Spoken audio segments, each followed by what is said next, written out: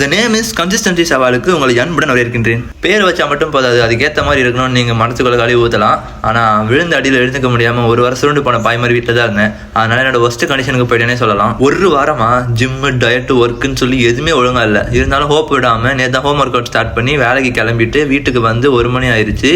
சப்பாத்தி சாப்பிட்டு தூங்கிட்டு மார்னிங் எழுந்து ஜிம்முக்கு கிளம்பிட்டேன். முதல் வேலையா ப்ரீ ஒர்க் அவுட் சாப்பிட்டுட்டு ஜிம் வாசல் ஏறினு இருக்கிறேன். என்னோட ஒர்க் அவுட் ஸ்பிளிட்டை நான் மாற்றிட்டேன். இதுக்கு முன்னாடி என்னோட பீக் பல்க்கு ஹெல்ப் பண்ணுறதுக்கு நானே கஸ்டமைஸ் பண்ண ஒரு ஒர்க் அவுட் ஸ்பிளிட் தான் இப்போ நான் திரும்ப ஃபாலோ பண்ணுறேன்.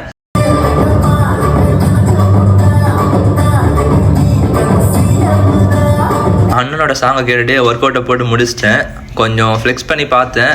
ஷேப்புங்கிறது ஓரளவுக்கு இருக்குது. இருந்தாலும் என்னோட ஒர்ஸ்ட் கண்டிஷன் தான் சொல்லுவேன். நான் சும்மா பேச்சுக்குன்னு சொல்லலை. நேம் இஸ் கன்சிஸ்டன்சின்னு சொல்லி இது என்னோட பேஷன்.